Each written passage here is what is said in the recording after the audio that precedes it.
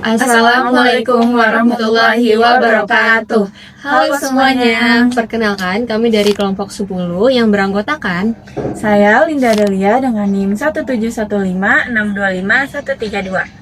saya Fatia Faradiba dengan NIM 1715625052. Saya Reni Laila Tunufus dengan NIM 17156255144. Saya Priyanti Fania Stanggang dengan NIM 17156255016. Cuplikan berikut adalah video dari dokumentasi observasi kami ke sekolah SMKN 19 Jakarta untuk modul perpajakan kelas 11 fase F. Selamat menyaksikan. Dadah. Bagaimana penyusunan CP dan TP pada elemen atau materi perpajakan kelas 11? Kalau CP kan sudah ada ya, tidak ada sudah tercampur di dalam CP, baik itu hasil E maupun hasil F. Nah, nanti turunannya ke TP mengisi pelajaran disesuaikan di CP apa yang akan dicapai, nanti diberikan tujuan itu. Nanti bisa dilihat dari lainnya. Bagaimana guru menentukan tujuan pembelajaran pada materi perpajakan? Disesuaikan dulu materi yang ingin disampaikan apa. Kalau di kelas 11 itu kan tentang PPH pasal 2 dokumennya ya. Nah, itu disesuaikan nanti di CP-nya apa yang mau disampaikan, nanti bentuknya ABCDE kemudian itu ya. Pokoknya itu nanti ada tujuannya apakah gitu.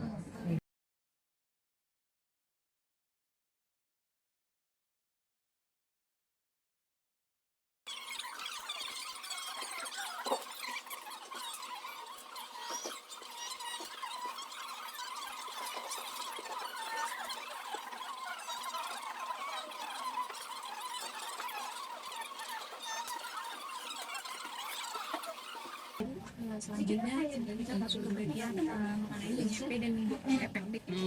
Pertama, berapa jumlah JP perpajakan kelas 11 dalam satu minggu ini? Di dalam satu minggu untuk kelas 11 ini 3 jam pelajaran. Nah, berarti hitungannya minggu efektif ya. Efektif. Kalau biasanya ada panduannya sendiri ya.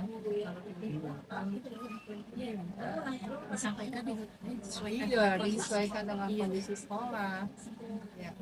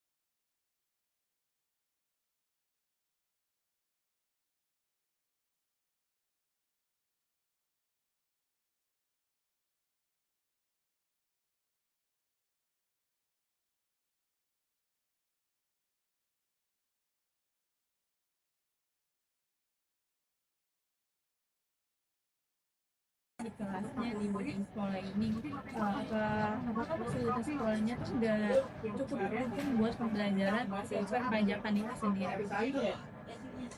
Kalau untuk yang elektrik STT itu kan kita butuh internet, pilih kita belajarnya ada itunya ada apa kalau mau belajar apa kalau emang intinya kalau dia berkaitan dengan teknologi kan kalau mau butuh laptop misalnya kita nggak ada secara keseluruhan lengkap dan ya kita nggak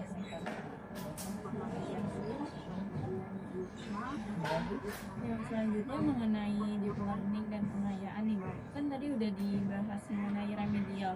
Untuk akuntansi itu biasanya penerapan pelaksanaan remedial dan pengayaan pada materi perpajakan itu biasanya gimana Bu? Kalau yang namanya remedial kan disesuaikan dengan soal awal ya. Artinya ketika kita menilai apa yang kurang maka itu yang harus jadi remedial. Ya enggak lebih luas dari itu, tinggal mereka diminta. Kalau memang dia memang membutuhkan materi ulang, kita kasih dulu pengayaannya, nanti baru remedialnya dengan soal yang sama. Tapi dari awal sudah ada kesepakatan bahwa di ulangan pertama itu tidak mengenai. Nah, di remedial mereka biasanya tahu kalau apa yang tidak boleh sampai nanti. Itu mah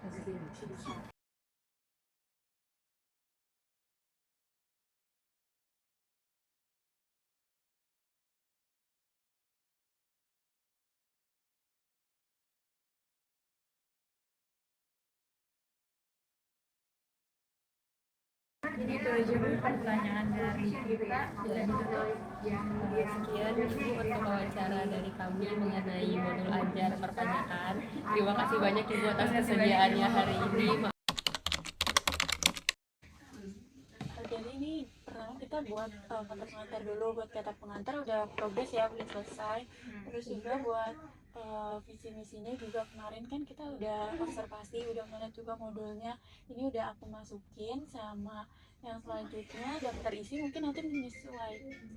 Kalau misalnya udah jadi aja ya, ini masih gambaran. Terus buat informasi umum di sini nama penyusunnya nama kita kan, nggak perlu pakai NIM, aku udah masukin juga.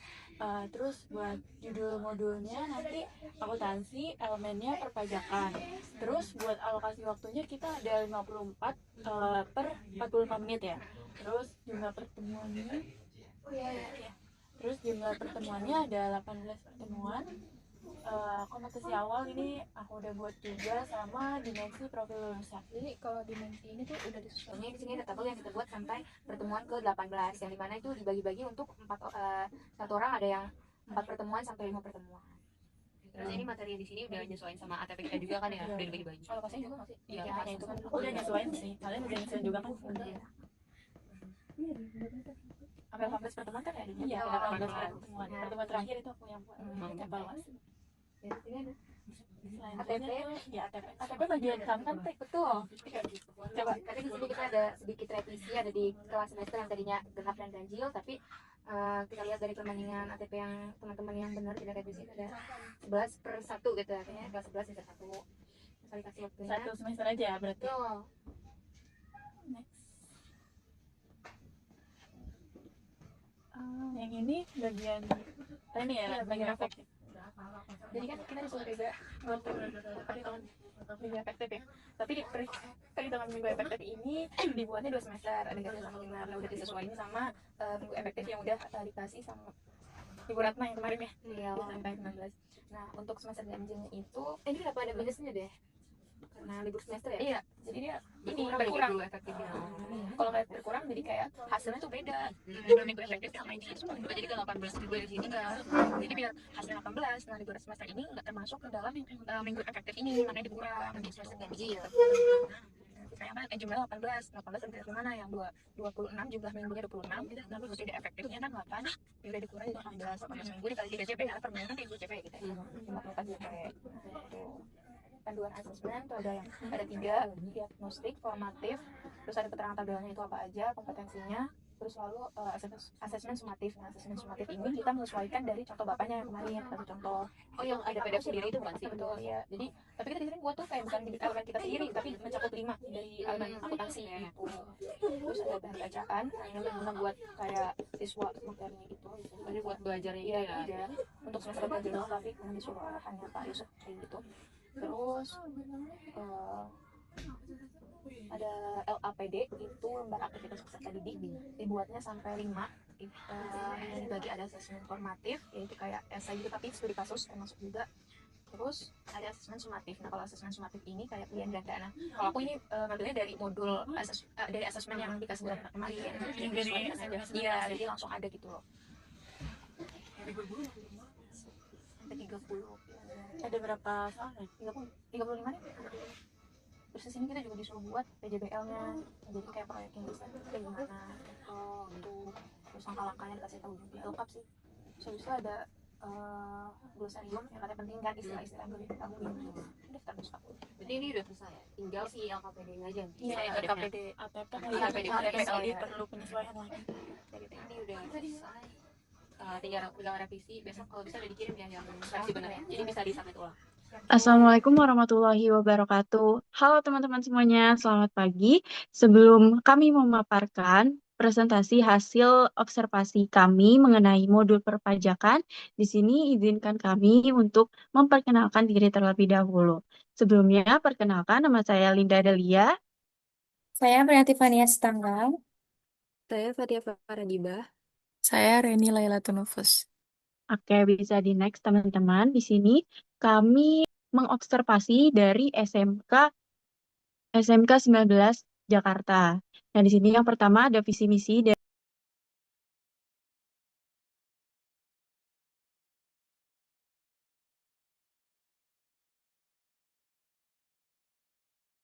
Nah, selanjutnya di sini ada informasi umum mengenai modul yang kita teliti ini, teman-teman. Yang pertama, nama penyusun udah disampaikan terlebih dahulu di awal untuk objek observasinya, yaitu ada SMK Negeri 19 Jakarta. Untuk modul ini sendiri, yaitu jenjangnya di SMK fase F dan kelas 11 semester 1. Untuk judul modulnya itu sendiri, akuntansi dan elemennya perpajakan. Untuk alokasi waktu, yaitu ada 54 per 45 menit. Dan jumlah pertemuannya di sini kami menetapkan 18 pertemuan dengan satu kali pertemuan 3 JP per pertemuan. Untuk tahun pembelajarannya di sini menyesuaikan yaitu tahun 2026 sampai tahun 2027. Yang selanjutnya di sini ada kompetensi awal. Peserta didik sudah mengenal istilah dasar dalam perpajakan, seperti pajak, wajib pajak, dan manfaat pajak bagi negara. Yang kedua, peserta didik memiliki keterampilan dasar dalam menggunakan perangkat komputer untuk pencatatan dan pengolahan data. Untuk yang ketiga, peserta didik memiliki sikap teliti, jujur, dan disiplin sebagai dasar dalam mengikuti proses pembelajaran administrasi perpajakan secara sistematis. Untuk yang selanjutnya, di sini ada dimensi profil lulusan dari modul perpajakan ini sendiri. Yang pertama yaitu ada keimanan dan ketakwaan terhadap Tuhan Yang Maha Esa, keluargaan, penalaran kritis, kreativitas, kolaborasi, kemandirian, kesehatan, serta komunikasi. Nah, selanjutnya ada bagian A, bagian desain pembelajaran, di mana yang pertama adalah capaian pembelajaran. Nah, pada akhir fase E ini, peserta didik mampu menerapkan perhitungan pajak terutang, penyetoran pajak terutang, kurang atau lebih bayar, serta penyusunan laporan pajak sesuai ketentuan perundang-undangan tentang perpajakan. Nah, di sini untuk lingkup pembelajarannya itu meliputi Undang-Undang Harmonisasi Peraturan Perpajakan atau Undang-Undang HPP, jenis-jenis pajak, perhitungan pajak terutang, penyetoran pajak kurang atau lebih bayar, serta penyusunan laporan pajak sesuai dengan perkembangan teknologi dan pemanfaatannya di bidang akuntansi. Dan untuk lintas disiplin ilmu, di sini diintegrasikan dengan ilmu akuntansi dan ekonomi bisnis. Selanjutnya ada tujuan pembelajaran, kurang lebih sama dengan capaian pembelajaran sebelumnya karena pastinya disesuaikan, eh, mengklasifikasikan jenis pajak langsung dan tidak langsung, menganalisis dasar pengenaan pajak dan struktur tarif pajak yang berlaku, lalu ada menghitung pajak PPh orang pribadi, PPh pasal 2126 dan PPh badan secara akurat, lalu ada mempraktikkan membuat kode billing dan mekanisme pembayaran pajak, dan lain-lain. Di sini ada sampai 13 untuk bagian tujuan pembelajarannya. Selanjutnya ada praktik pedagogis. Untuk pendekatan pembelajarannya ini menggunakan pembelajaran mendalam atau deep learning karena menyesuaikan dengan kurikulum Merdeka juga. Lalu yang untuk model pembelajarannya ada inquiry, discovery learning, problem based learning atau PBL, juga ada PJBL. PJBL itu adalah project based learning. Dan terakhir untuk metodenya ada metode diskusi, presentasi, dan juga praktik. Untuk kemitraan pembelajaran, di sini untuk dalam sekolah itu ada kakak kelas atau kelas tingkat, juga ada guru mata pelajaran lintas disiplin ilmu yaitu akuntansi dan ekonomi bisnis. Dan untuk di luar sekolah, di sini terdapat orang tua atau wali dari murid itu sendiri, juga dunia usaha dan dunia industri yang berkaitan dengan bidang akuntansi dan perpajakan. Nah, selanjutnya ada lingkungan pembelajaran dan pemanfaatan digital yang digunakan. Untuk sarana prasarananya, di sini pertama ada buku paket, lalu ada modul pembelajaran, ada papan tulis dan LCD projector, lalu ada LKPD atau lembar kerja peserta didik. Untuk pemanfaatan digital, di sini menggunakan PowerPoint, video pembelajaran, internet, ponsel, PC, dan laptop. Nah, eh, selanjutnya ada pemahaman bermakna. Jadi melalui pembelajaran ini diharapkan murid dapat memahami konsep dasar perpajakan dan juga mampu menerapkan perhitungan pajak penghasilan, eh, pajak penghasilan PPh pasal 2126, PPh pasal 22 dan 23, serta PPh pasal 4 ayat 2 dan 15 sesuai ketentuan perpajakan yang berlaku. Selain itu, diharapkan juga dapat memahami pentingnya administrasi perpajakan, penggunaan teknologi dalam bidang akuntansi dan perpajakan, serta memiliki sikap teliti, kritis, bertanggung jawab, dan aktif dalam proses pembelajaran. Kurang lebih pemahaman makna ini sejalan dengan tujuan pembelajaran dan capaian pembelajaran sebelumnya. Untuk selanjutnya akan disampaikan oleh rekan saya. Baik teman-teman sekalian, di sini ada pertanyaan tematik. Pertanyaan tematik itu diajukan saat sebelum pembelajaran dimulai. Yang pertama ada memahami jenis pajak. Mengapa masyarakat membayar pajak? Apa yang terjadi jika negara tidak membayar pajak? Pajak apa saja yang pernah kalian temui dalam kehidupan sehari-hari? Menurut kalian perbedaan pajak pusat dan pajak daerah? Selanjutnya ada menghitung pajak terutang. Mengapa perhitungan pajak harus dilakukan dengan teliti? Dua, bagaimana cara mengetahui besar pajak yang dibayar dan hak yang harus dibayar seorang, apa akibatnya jika terjadi kesalahan dalam menghitung pajak. Yang keempat ada mengapa setiap pajak memiliki jumlah pajak yang berbeda. Selanjutnya ada menyetor pajak yang kurang bayar, mengapa pajak harus bayar tepat waktu, apa yang terjadi jika wajib pajak terlambat membayar pajak, bagaimana cara menyetor pajak di era digital saat ini, mengapa bukti pembayaran pajak penting disimpan. Selanjutnya ada menyusun laporan pajak, mengapa laporan pajak harus dibuat secara jujur, apa fungsi laporan pajak, dokumen apa saja yang dibutuhkan saat laporan pajak, bagaimana perkembangan teknologi mempermudah perlaporan pajak. Selanjutnya ada memahami ketentuan umum dan tata cara perpajakan atau KUP. Mengapa pajak harus memahami aturan perpajakan?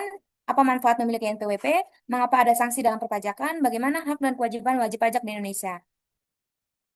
Selain pertanyaan tematik, selanjutnya ada persiapan pembelajaran. Guru menyiapkan modul ajar dan materi perpajakan. Yang kedua, guru menyiapkan media pembelajaran seperti PPT, buku atau video pembelajaran. Yang ketiga, guru menyiapkan LKPD atau tugas siswa. Yang keempat, guru menyiapkan alat evaluasi dan penilaian. Yang kelima, guru memastikan kesiapan kelas dan kehadiran peserta didik itu sendiri. Yang keenam, peserta didik menyiapkan alat tulis dan bahan belajar masing-masing. Nah, setelah kita persiapan pembelajaran, pastinya ada kegiatan pembelajaran yang diawali dengan 15 menit. Guru menyapa, guru memberikan afirmasi positif, guru membacakan tujuan pembelajaran, guru menyampaikan garis besar cakupan materi, guru melakukan apresiasi dengan memberikan pertanyaan tematik. Boleh di next. Nah, selanjutnya ada inti, yaitu sebanyak 105 menit. Yang pertama, orientasi siswa pada masalah. Siswa memberikan pertanyaan sebagai stimulasi untuk mengemukakan pendapat. Selanjutnya ada guru mengingatkan kembali kepada murid untuk saling menghargai dan menguatkan. Yang yang C, siswa diarahkan untuk mendengarkan penjelasan materi berdasarkan tayangan yang disampaikan oleh guru. Selanjutnya ada siswa diberikan kesempatan untuk melakukan feedback atas materi yang disampaikan. Yang selanjutnya ada siswa diberikan lembar kerja untuk lebih memahami konsep yang telah dipelajari. Selanjutnya siswa diarahkan untuk melakukan proyek untuk eksplorasi pengalaman. Selanjutnya ada siswa diberikan kesempatan hasil kerjanya. Yang terakhir, siswa diberikan waktu untuk saling memberikan pendapat atas hasil kerjanya sendiri. Yang terakhir itu ada penutup sebanyak 15 menit. Guru bersama siswa melakukan refleksi atas pembelajaran hari ini. Selanjutnya guru memberikan informasi rencana pembelajaran pada pertemuan berikutnya.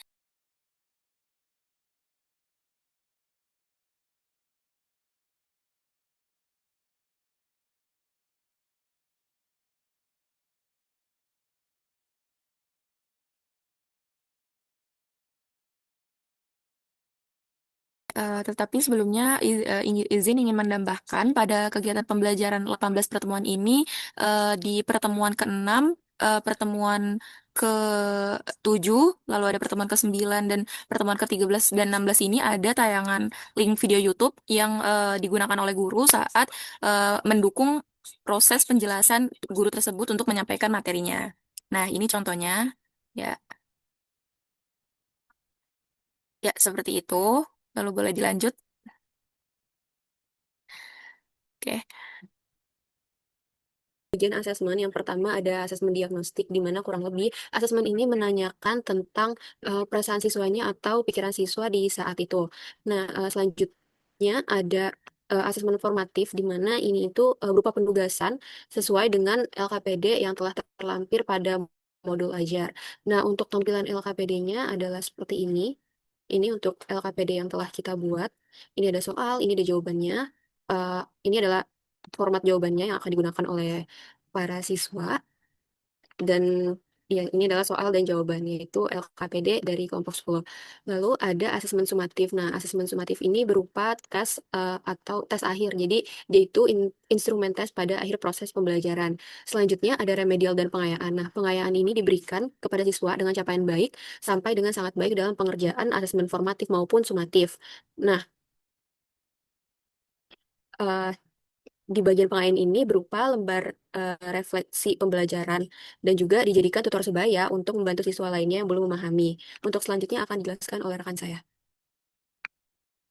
Oke, terima kasih. Di sini saya izin melanjutkan. Kalau yang tadi udah dibahas mengenai pengayaan, di sini saya ingin menjelaskan mengenai remedial. Nah, remedial ini diberikan kepada siswa dengan capaian cukup sampai dengan kurang baik dalam pengerjaan asesmen formatif maupun sumatif. Remedial ini diberikan berupa pengulangan materi, yaitu penjelasan dan juga tes merangkum materi, serta pengulangan tes pada instrumen yang belum dicapai. Untuk yang selanjutnya, yaitu ada bagian L, refleksi siswa dan guru. Untuk refleksi siswa, di sini ada beberapa macam. Ada apa yang telah saya pelajari tentang perpajakan hari ini, materi apa yang paling saya pahami, materi apa yang masih sulit saya pahami, bagaimana cara saya memahami menghitung pajak dengan lebih baik, apakah saya sudah aktif dalam kegiatan pembelajaran, apa manfaat materi perpajakan dalam kehidupan sehari-hari. Untuk refleksi guru itu sendiri, di sini juga ada beberapa. Mas kalian di sini ada ATP yang di mana itu elemennya perpajakan. Capaian pembelajarannya sendiri yaitu pada akhir fase F, peserta didik mampu memahami jenis-jenis pajak, menghitung pajak terutang, menyetor pajak yang kurang bayar, menyusun laporan pajak, serta memahami ketentuan umum dan tata cara perpajakan. Nah, yang pertama itu ada konten dasar perpajakan. Tujuan pembelajarannya itu siswa mampu menjelaskan pengertian pajak dan fungsi pajak dalam perekonomian. Yang kedua, siswa mampu mengidentifikasi perbedaan karakteristik pajak pusat dan pajak daerah. Siswa mampu klasifikasikan jenis pajak langsung dan pajak tidak langsung. Masing-masing alokasi waktunya itu sebanyak 3 JP dan untuk semesternya itu semester yang pertama. Selanjutnya ada perhitungan pajak. Tujuan pembelajarannya, siswa mampu menganalisis dasar pengenaan pajak dan struktur pajak, tarif pajak yang berlaku. Siswa mampu menghitung pajak penghasilan atau PPh orang pribadi. Yang ketiga, siswa mampu perhitungan PPh pasal 2126. Yang keempat, siswa mampu menghitung PPh badan secara akurat. Nah, di sini kita memakai alokasi waktunya untuk menghitung itu 6 JP. Nah, konten yang ketiga itu ada penyetoran dan pembayaran pajak. Tujuan pembelajarannya itu yang pertama ada siswa mampu menguraikan tata cara penyetoran pajak secara regulasi. Yang kedua, siswa mampu menerapkan pembuatan kode billing dan mekanisme pembayaran pajak. Masing-masing itu alokasi waktunya 3 JP. Nah, yang terakhir itu ada tujuan pembelajaran yang ketiga. Siswa mampu menelaah batas, waktu, dan prosedur teknis penyetoran pajak terutang. Alokasi waktunya sebanyak 3 JP. Konten yang keempat, pelaporan pajak. Tujuan pembelajarannya. Yang pertama, siswa mampu membedakan fungsi surat pemerintahan atau SPT, masa, dan SPT tahunan. Yang kedua, siswa mampu mendemonstrasikan tata cara pelaporan pajak secara online atau e-filing. Alokasi waktunya masing-masing sebanyak 3 JP. Nah, di sini sudah mulai untuk semester yang kedua ya, teman-teman.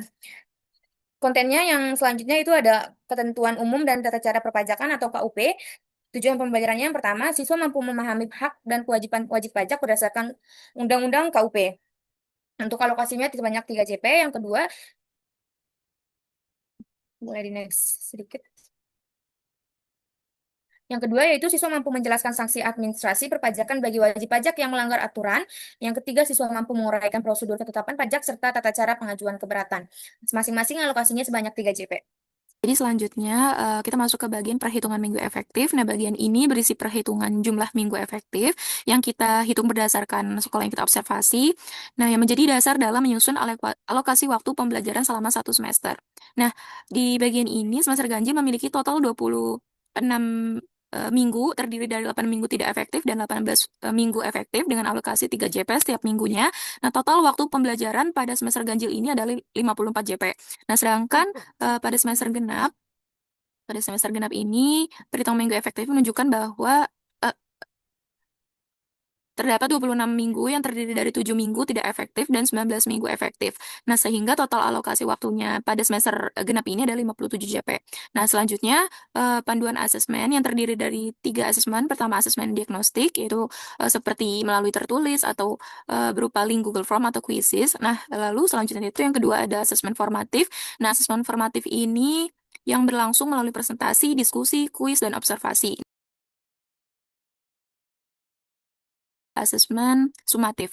Nah, asesmen sumatif ini seperti yang sekarang kita kenal mengenai KKTP, yaitu kriteria ketercapaian tujuan pembelajaran SMKN 19 Jakarta. Nah, ini kita ngambil dari 5 konten materi dari perpajakan.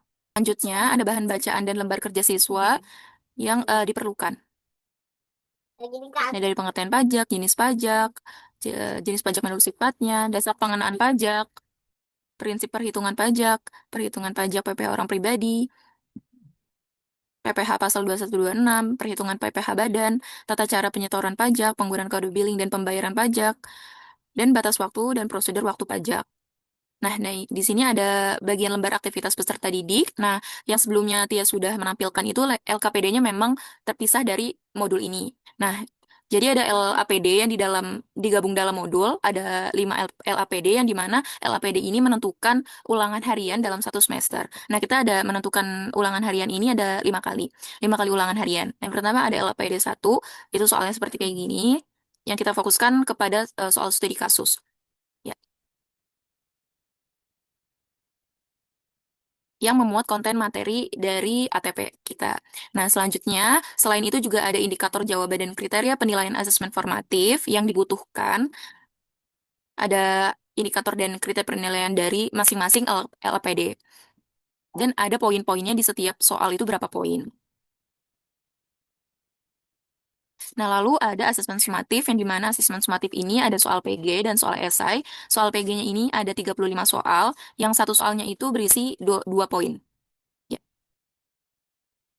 Ada mengenai perhitungan pajak dan teori pajak.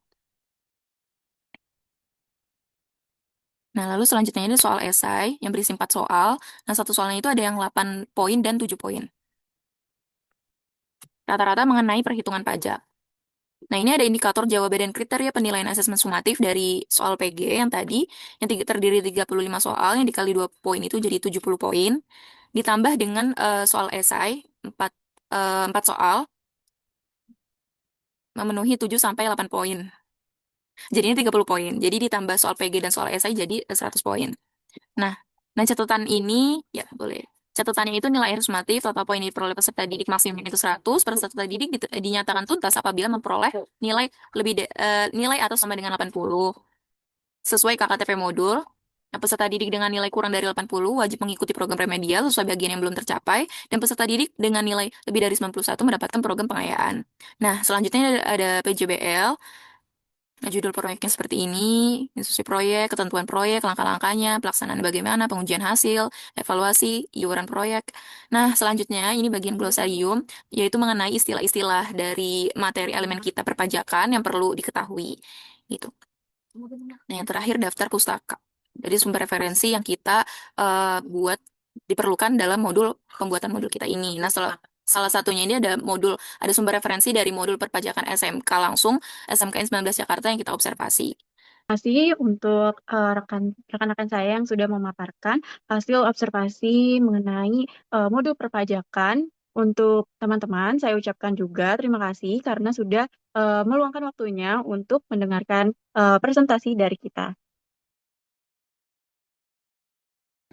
Sekian video observasi kami di SMKN 19 Jakarta untuk observasi modul perpajakan kelas 11 fase F. Sekian dari kami. Terima kasih. Wassalamualaikum warahmatullahi wabarakatuh.